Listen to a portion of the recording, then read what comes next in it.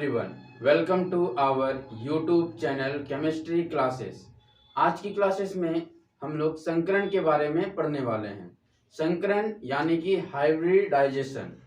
Class 11th के unit 4 में हमारा एक टॉपिक है संकरण, जिसके बारे में आज हम लोग पढ़ने वाले हैं। तो जब भी हमें संकरण ज्ञात करना होगा तो हम लोग हाइब्रिडाइजेशन का मान निकालते हैं, और जो भी हाइब्रिडाइजेशन का मान आता है उसी के आधार पर हम लोग संकरण का निर्धारण करते हैं। हाइब्रिडाइजेशन जिसे सूचित करते हैं हम लोग H से। हाइब्रिडाइजेशन का फॉर्मूला होता है केंद्रीय परमाणु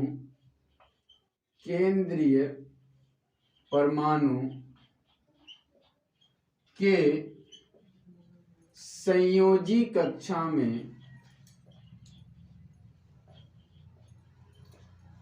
उपस्थित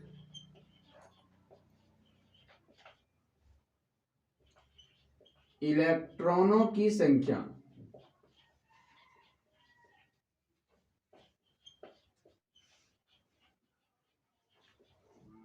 प्लस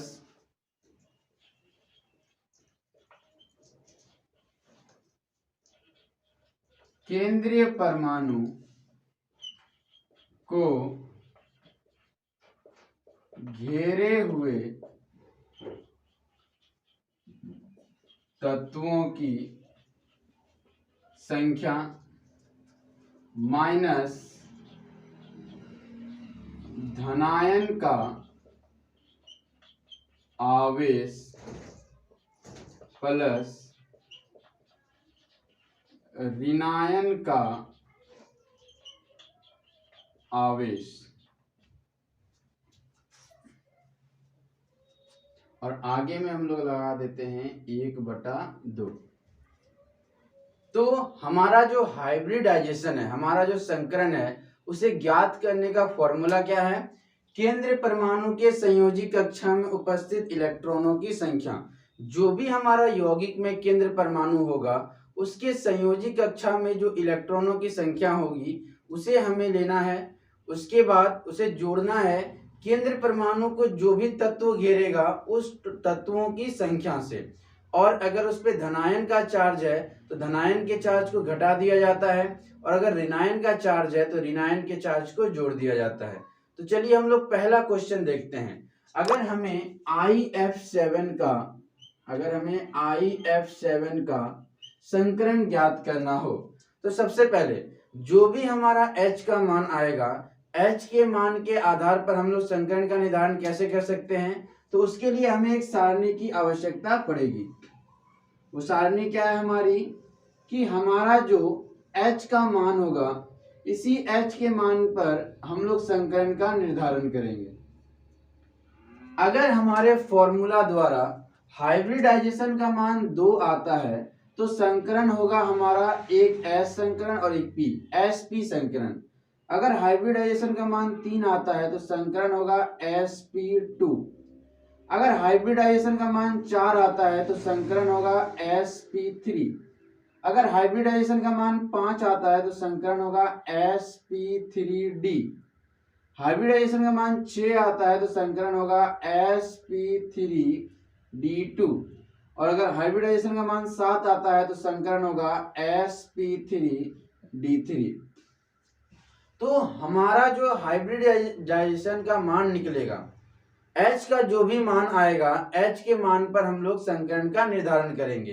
कैसे? तो H के मान अगर 2 आए तो कौन सा संकरण हो जाएगा? SP संकरण। तो हम लोग फॉर्मूला से सबसे पहले H का मान निकालना सीखते हैं। IF7 का जब हम लोग हाइब्रिडाइजेशन निकालेंगे, IF7 में केंद्र परमाणु कौन है? आयोडीन। और आयोडीन के संयोजी कक्षा में इलेक्ट्रॉनों की संख्या कितनी होती है? आयोडीन के संयोजी कक्षा में इलेक्ट्रॉनों की संख्या होती है 7। प्लस आयोडीन को कितना तत्व घेरा है? फ्लोरीन का 7 तत्व घेरा है, तो +7 कर दिए हम लोग। ना तो कोई धनायन है ना तो कोई ऋणायन है, तो हम लोग नॉर्मल तरीके से इसको जोड़ देंगे। 1/2 गुना 14 काटने पर हमारा मान आएगा 6। हमारा जो हाइब्रिडाइजेशन का मान आया 6, तो 6 हाइब्रिडाइजेशन है तो कौन सा संकरण हो गया हमारा, sp3d2 संकरण। तो आसानी से हम लोग H के मान के आधार पर संकरण का निर्धारण कर सकते हैं। इसी प्रकार हमारा जो दूसरा फॉर्मूला है वो है CO3 2-। अब देखिए यहां पर ऋणायन है और ऋणायन का जो भी आवेश होगा वो फॉर्मूला में जुटेगा। तो सबसे पहले जब हम लोग इसका हाइब्रिडाइजेशन निकालेंगे, संकरण निकालेंगे, तो कार्बन का परमाणु संख्या होता है 6। पहला कक्षा में 2 इलेक्ट्रॉन, दूसरी कक्षा में 4 इलेक्ट्रॉन। तो संयोजी कक्षा में इसके कितने इलेक्ट्रॉन है, 4 इलेक्ट्रॉन है। तो सबसे पहले 1/2, संयोजी कक्षा में कितने इलेक्ट्रॉन है, 4। कितने परमाणु इसको घेरे हुए हैं, तो याद रखिएगा कि जब भी हमारा किसी यौगिक में O3 रहेगा यानी कि ट्राई ऑक्सीजन रहेगा, तो हम लोग वहां पर तत्वों की कुल संख्या में 0 का प्रयोग करते हैं। ये एक नियम में आता है। उसके बाद हमारा जो ऋणायन का चार्ज है, ऋणायन का चार्ज कितना है, 2। तो हमारा हो गया 1/2 गुना 6, काटने पर हमारा आया 3। अगर हमारे H का मान 3 है तो कौन सा संकरण हो गया, sp2 संकरण। तो इस प्रकार हम लोग आसानी से संकरण का निर्धारण कर सकते हैं। अगले एग्जांपल्स को हम लोग देखते हैं।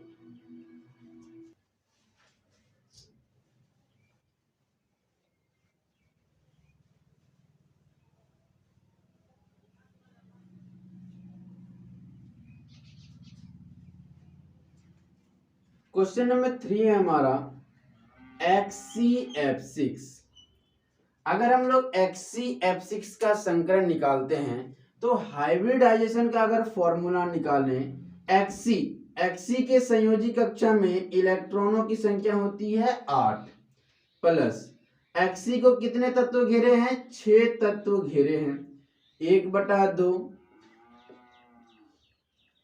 1/2 गुना 14, काटने पर आ रहा है 7।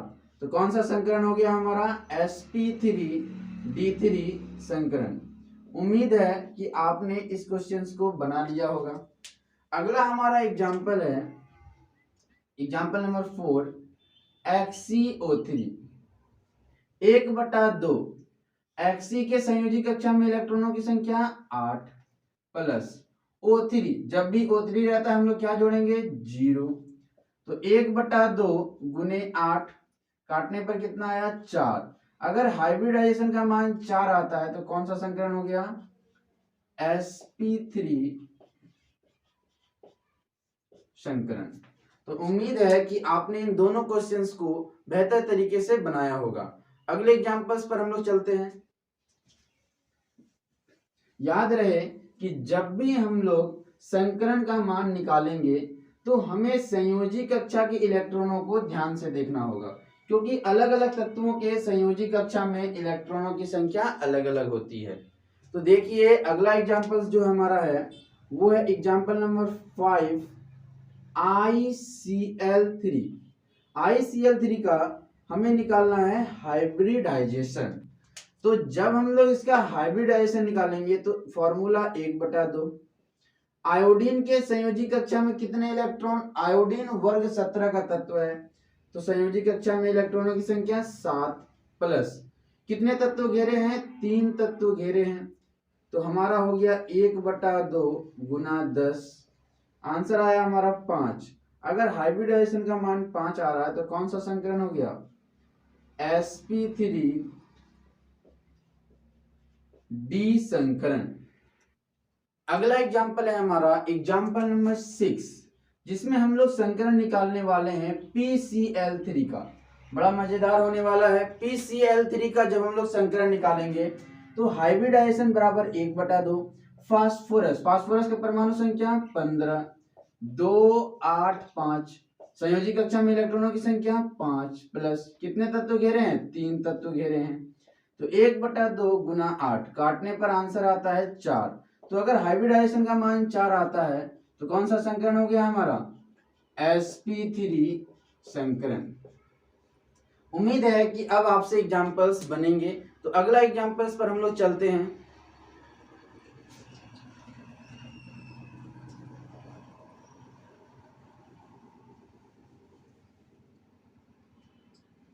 एग्जाम्पल्स नंबर हमारा है 7, XeF2। हमें XeF2 का संकरण ज्ञात करना है। अब ध्यान दीजिएगा, जब हम लोग XeF2 का संकरण ज्ञात करेंगे तो हाइब्रिडाइजेशन के फॉर्मूला से 1/2 केंद्रीय परमाणु के संयोजी कक्षा में उपस्थित इलेक्ट्रॉनों की संख्या, केंद्रीय परमाणु Xe, संयोजी कक्षा में इलेक्ट्रॉनों की संख्या 8। कितने तत्व घेरे हैं? 2 तत्व घेरे हैं। तो 1/2 गुना 10, तो हमारा हाइब्रिडाइजेशन का जो मान आया वो आया 5। अगर 5 आया तो कौन सा संकरण है? sp3d संकरण। तो अब आपको कोई भी यौगिक दिया जाएगा, आप उसका 10 सेकेंड के अंदर उसका हाइब्रिडाइजेशन निकाल सकते हैं। अगला हम लोग एग्जांपल्स देखते हैं। Examples number 8। एग्जांपल्स नंबर 8 है हमारा H3O+। देखिए ये है धनायन, इस बार हमारा आया है धनायन। तो जब हम लोग हाइब्रिडाइजेशन निकालेंगे तो केंद्रीय परमाणु कौन है? ऑक्सीजन। ऑक्सीजन का परमाणु संख्या 8, 2 और 6। तो ऑक्सीजन के संयोजी कक्षा में इलेक्ट्रॉनों की संख्या 6। कितने तत्व घेरे हैं? 3 तत्व घेरे हैं। लेकिन यहां पर एक दिक्कत है, धनायन है और धनायन के आवेश को हम लोग क्या करेंगे? घटाएंगे। तो धनायन के आवेश को घटाएंगे तो क्या को धनायन है? एक को धनायन है। तो 6 3 9 में 1 गया, 8 बचा हमारा। कटने पर आया हमारा हाइब्रिडाइजेशन का मान 4। और अगर 4 आता है तो हमारा जो संकरण होगा वो होगा sp3 संकरण। रेडी हो जाएंगे, बनने लगेंगे। और जब आपको संकरण का क्वेश्चंस बनने लगेगा तो आपके अंदर एक अलग सा कॉन्फिडेंस आएगा संकरण को लेकर कि हाँ, अब कोई भी अगर संकरण का क्वेश्चन आता है तो हम उसे तुरंत बना सकते हैं, चाहे वो बोर्ड के एग्जाम हो, चाहे वो कोई भी एग्जाम्स हो। तो चलिए क्वेश्चन नंबर 9। क्वेश्चन नंबर 9 है हमारा, बड़ा मजेदार होने वाला है हमारा। NO2। हमें NO2 का संकरण ज्ञात करना है।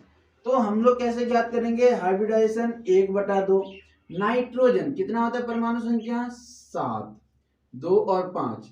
तो नाइट्रोजन के संयोजी कक्षा में इलेक्ट्रॉनों की संख्या 5। O2, ध्यान दीजिएगा यहां पर NO2 माइनस होगा, NO2 माइनस। तो हम लोग यहाँ पर NO2 माइनस का संकरण ज्ञात कर रहे हैं। तो हमारा जो संयोजी कक्षा हो गया उसमें इलेक्ट्रॉन आ गए 5। ऑक्सीजन क्या को घेरा हुआ है? हमारा यहाँ पर 2 तत्व को घेरा हुआ है। जो हमारा केंद्र परमाणु है उसको 2 तत्व घेरा है, तो हम लोग 2+ कर दिए। अब ऋणायन के चार्ज को हम लोग जोड़ते हैं। तो 5 2 7 और 1 8, काटने पर हमारा आंसर आता है 4। तो हमारा जो हाइब्रिडाइजेशन आया वो 4। तो बताइए 4 है तो कौन सा संकरण हो जाएगा? बिल्कुल सही, sp3 संकरण। तो अगर आपको ये संकरण में कॉन्फिडेंस आ चुका है तो हमारे दिए हुए क्वेश्चन नंबर 10 को 5 सेकंड के अंदर बनाने की कोशिश कीजिए। Question number 10। क्वेश्चन नंबर 10 है हमारा PCl5। PCl5 में केंद्र परमाणु फास्फोरस, परमाणु संख्या 15, 2 8 और 5। आप इसका संकरण ज्ञात कर सकते हैं, बहुत आसान। हम लोग हाइब्रिडाइजेशन ज्ञात करते हैं। चलिए साथ साथ हाइब्रिडाइजेशन निकालते हैं। 1/2 फास्फोरस की संयोजी कक्षा में इलेक्ट्रॉनों की संख्या 5। कितने तत्व घेरे हैं? 5 तत्व घेरे हैं। 1/2 गुना 10, काटने पर हमारा आंसर आ रहा है हाइब्रिडाइजेशन का 5। तो कौन सा संकरण हो गया?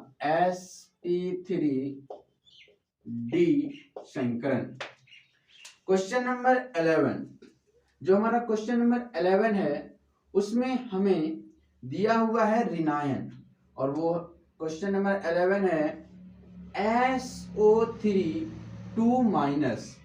जब हम लोग SO3 2- का संकरण ज्ञात करेंगे तो यहाँ ध्यान दीजिएगा O3 है तो हाइब्रिडाइजेशन निकालते समय 1/2 प्लस, ध्यान दीजिएगा कि हम लोग जो जोड़ने वाले हैं संयोजी इलेक्ट्रॉनों को और परमाणुओं की संख्या को, तो सल्फर का होता है 16, 2, 8 और 6, यानी 6 हो गया हमारा संयोजी इलेक्ट्रॉनों की संख्या। O3 रहने के कारण हम लोग लगाएंगे 0 और ऋणायन के चार्ज को हम लोग जोड़ देंगे। तो 1/2 गुना 8 काटने पर आया 4, तो हमारा कौन सा संकरण हो गया? sp3 संकरण। तो चलिए, अगर क्वेश्चन नंबर 11 आपको समझ में आया होगा तो क्वेश्चन नंबर 12 पर चलते हैं। ध्यान दीजिएगा कि O3 की स्थिति में ही हमें 0 लगाना है। अगर हमारा क्वेश्चन दिया हुआ है SO4 2- में अगर हमको संकरण ज्ञात करना है तो यहाँ O4 है तो यहाँ पर हमारा तत्वों की संख्या गिना जाएगा।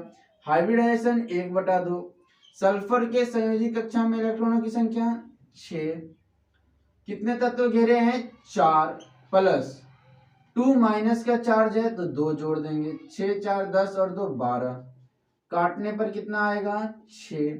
हाइब्रिडाइजेशन का अगर मान 6 आता है तो कौन सा संकरण हो गया हमारा? sp3d2 संकरण। तो आज की क्लासेस में हम लोगों ने पढ़ा कि संकरण कैसे ज्ञात कर सकते हैं, चाहे वो यौगिक हो, चाहे वो ऋणायन हो, चाहे वो धनायन हो। कोई भी हमारा यौगिक हो या आयन हो, हम लोग उसका संकरण ज्ञात कर सकते हैं। संकरण ज्ञात करने के लिए आपको इस टेबल की बहुत ज्यादा आवश्यकता होगी। तो उम्मीद है कि आपको ये पूरी तरह से समझ में आया होगा, और अगर आपको ये वीडियोस पसंद आई हो तो हमारे चैनल के साथ जुड़े रहें। धन्यवाद।